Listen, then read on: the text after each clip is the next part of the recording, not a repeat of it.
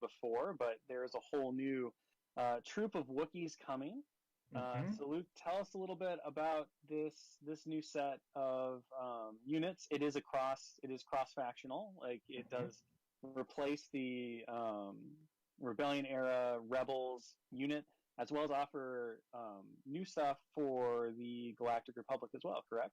Yes, exactly. And I think we have a Wookiee miniature that we can put up for people to see here. And what's cool is that people have sort of wondered about this, and I can confirm that this is intended to sort of revitalize the Rebel Wookiees that we had initially released for the game. And so this expansion is dual faction, so it's going to have unit cards for both the Republic and the Rebels. And there's a new unit card for the Wookiee Warriors. And actually, you got a preview of this already in the most recent errata that we did for the Wookiees in the rules reference last year during that points update. And so that same unit card with the extra abilities like Duelist is going to be sort of the new Wookiee Warriors unit card for both the Rebels and the Republic. But what's also cool is that there's a second set of new unit cards that make the Wookiee Warriors more ranged focused. And you can see this miniature here has one of the Wookiee carbines. So there's going to be options for all of the Wookiee miniatures that come in this product to be built with those carbines instead of the Reich blades. And so you can field still a Wookiee Warriors unit that can use all the same heavy weapons as the melee version, but it's more of a ranged focused version. So they lose Duelist and some of their melee firepower, and they instead gain a range 3 attack that can, sort of harass opponents, enemy units at a distance. So this expansion gives you a ton of flexibility. There's a lot of interesting things you can do with it. And something I want to highlight too is because it comes with those extra unit cards, you can absolutely still use your existing Wookiee Warrior miniatures. Those can be your melee Wookiees. Use the new unit card that's coming in this Wookiee Warrior expansion and build the Wookiees that come in this one in the carbine configuration or as a second melee unit. So there's still a lot of value there with your existing Wookiee miniatures, and you can sort of combine them together and get an even bigger range of poses by combining the two sets together. Nice. Moving right along, we have, so the Wookiees bring something new. There are, of course, some additional Wookiee units. We previewed the Aether Sprite, the little Fluttercraft, in the art panel for Star Wars. So there are some more themed releases that come around them. One of the biggest ones, of course, is probably Grandmaster Yoda, who is front and center during that Battle of Kashyyk in the invasion time. So, obviously very exciting to bring such an iconic character to the forefront, to give him leadership. I know we've talked a little bit about him in a couple of different streams now. I think it's probably about time to really dive in and give the people what they want, which is a better view of the card itself. Yes. We asked Simone, and Simone decided to look down upon the poor, wretched Legion fans and give them what they wanted, give them the Yoda unit card. So we have that to show off here, and some people were making some predictions, and there were some that were pretty close. As you can see, it's if we have it up on screen here, there you go. It's pretty awesome. 200 points, as I mentioned before, and some crazy abilities, which Kashyyk was alluding to while he was painting it. Taro Mastery there is pretty bonkers. I can just read it out. You can perform 2 attack actions. That's the first sentence. After you perform an attack, you gain a dodge token. After you defend, you gain an aim token. So it's sort of like when he's attacking, he can get better at defending. When he's defending, he can get better at attacking.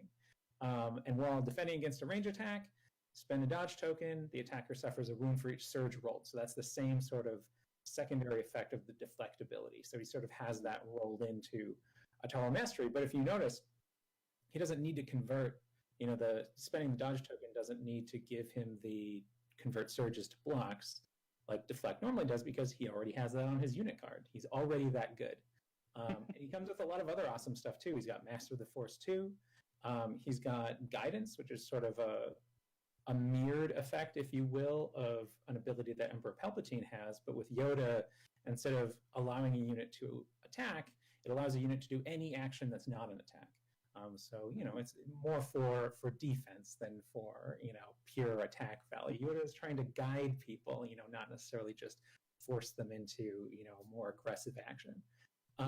Yeah, he's got great stats. He comes with Force Wave built in as an effect he can freely use to, at short distances, hit people with a blast of force power. So pretty sweet. And obviously he has a ton of other abilities too that he's going to get through command cards that we are saving for future reveals, but we spoiled some art for them and they're pretty sweet. So look forward to that. Yeah, I really love what you did with the command cards in terms of how they function and kind of the versatility they add to Grandmaster Yoda.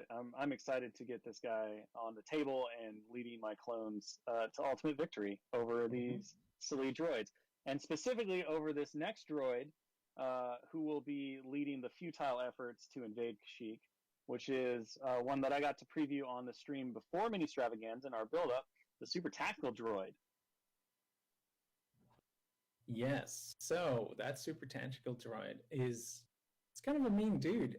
We'll hint at some of his abilities. We'll have cards for him in future articles. But something that is cool is you're going to get multiple cards for this miniature, multiple unit cards. So there are a couple different Super Tactical Droids that we see in the Clone Wars, and so we are going to have different cards that sort of represent the variation of each of those commanders. Different ones are going to be a little more competent themselves. Other ones are going to be a little more focused on supporting the army around them. But all of them do interesting things that sort of play with the AI system a little bit. So, for anyone who's familiar with playing Separatists, most of the droid units have the AI keyword, which is when they're not given an order, they have to just do some basic action. They don't have full control over what they do during their turn because they're just defaulting to their programming. So these commanders, the Super Tactical Droid commanders, are through their command cards and also through their abilities going to play more with that ability. And some of them are going to actually encourage you to just go ahead and use those AI actions, to not necessarily give your units orders, let them rely on that programming.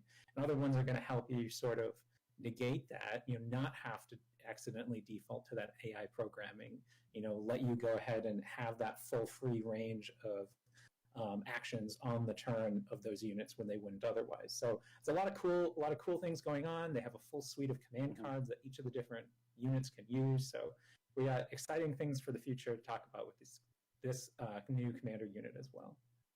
And of course, it's pretty important to, protect your commanders. I've seen Super Tactical Droids in the show. I know that, they're scary when they talk, but I don't know if they're that scary when you get super close to them.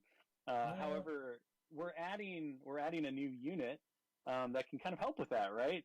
And one of the most iconic, I think, Separatist units in my mind, which of course is these sweet IG MagnaGuards. I love these so much. Yeah, go ahead, Plumber. Do you love them enough, Plumber, to make the noise of their stick? Unfortunately, no. Because I don't know what it is. I just love this miniature so much. The noise of their stick, come on, that's really easy. It's just every time. You're going to have to do that every time you move them across the table. It's true. Fair enough. I will practice on my own time. That's one of the rules on their cards. You have to make sound effects, so get good at it. Good, Plumber. Get good. I will say, not gonna lie, robots and capes. It's a cool aesthetic. Why not? They get chilly. They don't have any meat on their bones. I mean, they're very conductive to heat and cold. They need a cloak. It's fine. It's true. Well, maybe they know it looks cool, That's in their program. They're exactly. really concerned about their aesthetic appearance. Yeah. Well, I mean, I will jump into mechanics now. Their whole point is sort of to ride alongside your commander and look imposing and protect that character. So, I think it fits. They should look intimidating. And, if a robot rolls up in a hood, you'd be like, whoa, hey, what's up with that robot? So I think it works. It's a bonus to their intimidation roll for sure. Exactly. But I mean, I will say,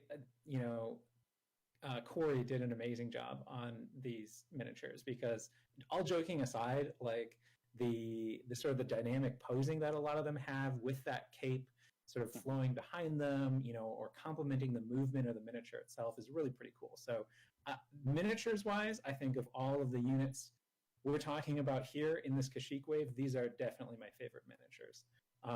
So I'm excited about that. I can give you a little hint as to their mechanics. I've touched on the fact that all the droid units have some sort of AI programming. These guys are no exception, so they have that built in as a little bit of a liability. But they hit pretty hard. They're a dedicated melee unit for a faction that they have the BX commando droids have that melee option with them, but these guys are really a dedicated melee unit.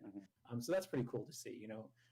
They have the immune melee pierce, kind of like the Royal Guards do for the Empire when you equip them with electro staff, so they can stand up perhaps to a Jedi, and sort of tar pit that Jedi unit, tar pit Obi-Wan or Anakin, so that he doesn't get to just into your B1 battle droids and slice and dice them. The other cool thing they do that sort of makes them, as I alluded to, sort of a foil to the Imperial Royal Guards is they also have Guardian, which you'd expect if they're going to ride alongside a commander and protect them. But since they're droids and they have that more limited programming, something new that we've done is introduce a limitation to that Guardian keyword. So it's Guardian to commander rank. So they can only use the Guardian keyword on commander units. So, they're not going to block shots for, B1 battle droids. That'd be ridiculous. They're only there to protect Grievous or Dooku, So you're on your own for B1. Right, or the super tactical droid, I guess. But yeah, the B1s, sorry, bud. Yeah, there's no help there.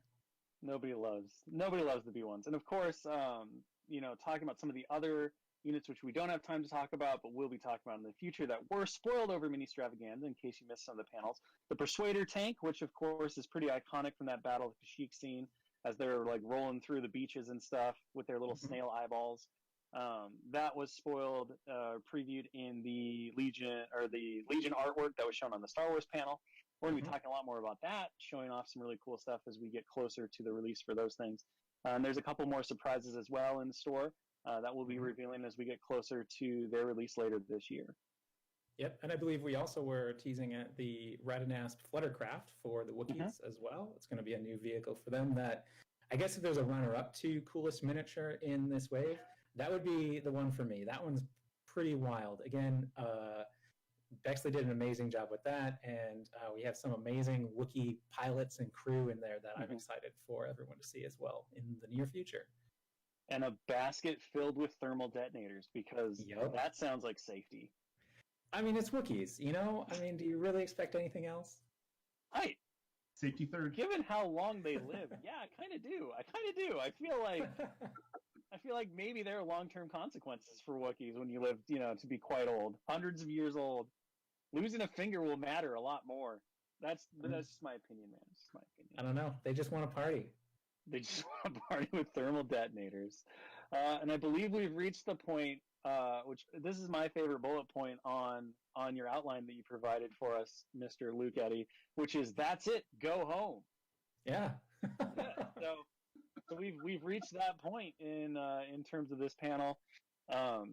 So thank you very much, gentlemen, for joining us. Thank you, Twitch audience, for sticking through our inevitable and unfortunately timed technical difficulties in this final panel of MiniStravaganza. We do have one more stream left, which is closing ceremonies.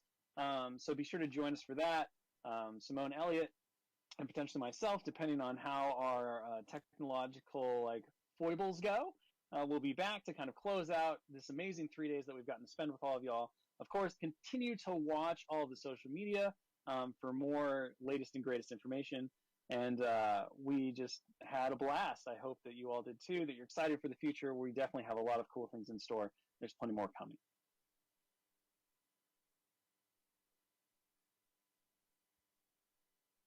All right, we're going to break down the rest of that. Sorry, I I'd like to apologize to you guys for ending the stream prematurely because they said they were done, and then like 5 minutes after I ended the stream, they're like, "Oh, hey, we're gonna be back up in a moment." I'm like, "Oh crap!" So then I was trying to restart the stream, and I had to do some things to restart it. So yeah, so that all of that happened, and you know, it is what it is. Let's go ahead and go over what we just were talking about, though, because I am going to... we got Yoda's unit card. We got a little bit of other stuff. I'm only going to talk about the second half of the stuff. I'm not going to re-go over everything else that we already talked about, all the other stuff that they showed us already. So let's see. What did we talk about? All right, so I think the Wookiees... There's a lot to talk about with the Wookiees, because this is confirmed now to be a dual faction unit. That's a big deal for them to be dual faction. Rebels and also Republic. Surprised. But I like the way that they're doing this, because like as somebody who owns 3 Wookiees already, they're still giving me value. Not as much, right? I'd be better off if I never bought any Wookiees, because now I'm going to have dual faction Wookiees. But these are only going to come in like the ranged Wookiee pose.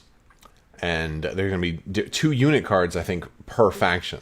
So I'll be able to use my Rebel Wookiees. Like, there's going to basically be a melee Wookiees option and a ranged Wookiees option. The funny thing to me is I think the Wookiees that I've already got, while they're a melee-centric, they're better at ranged, because the bowcaster guy gives them Pierce 1.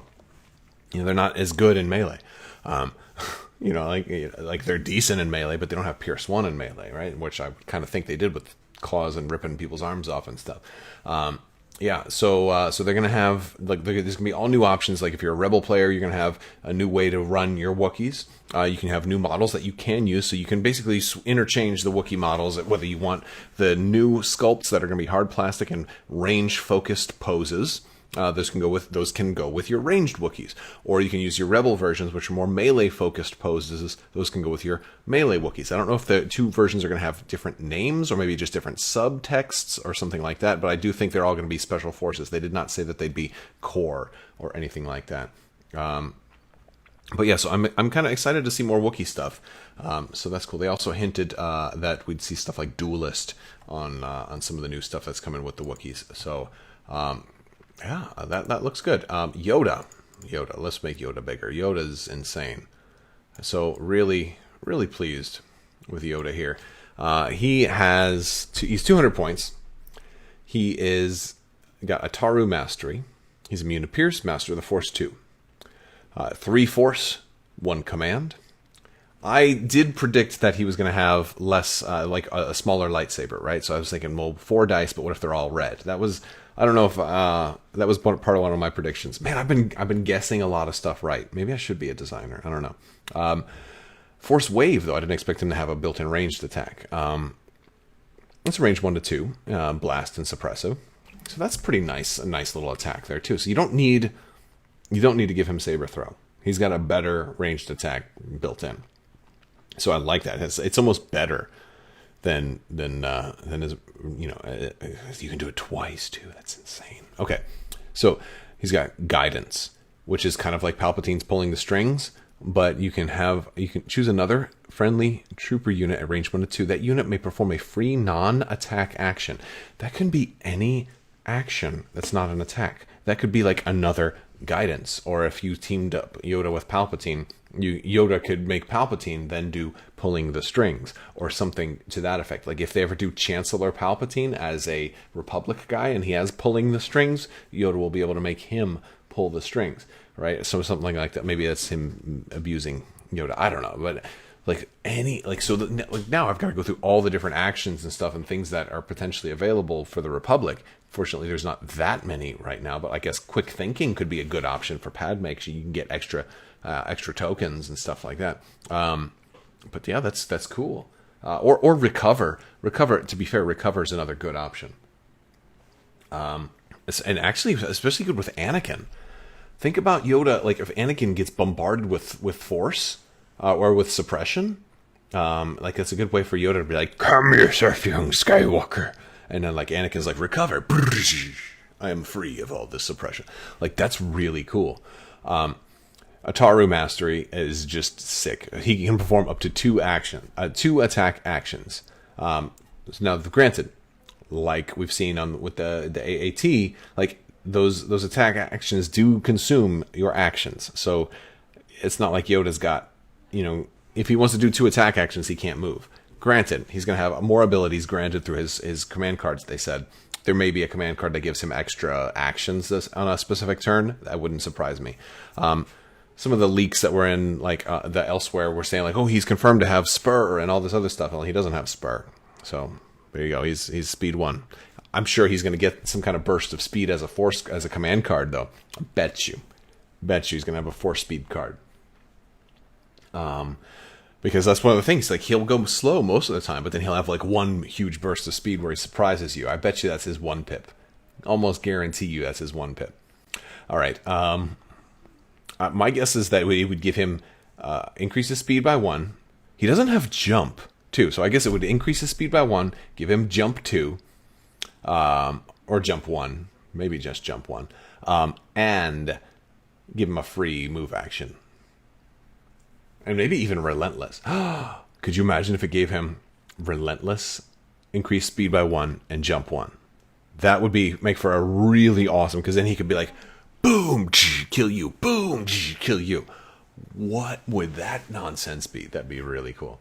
So that's what I think his 1 pip is. That's what I would maybe pick for a 1 pip. That's nuts. Okay. So also, after you perform an attack, you gain a dodge token.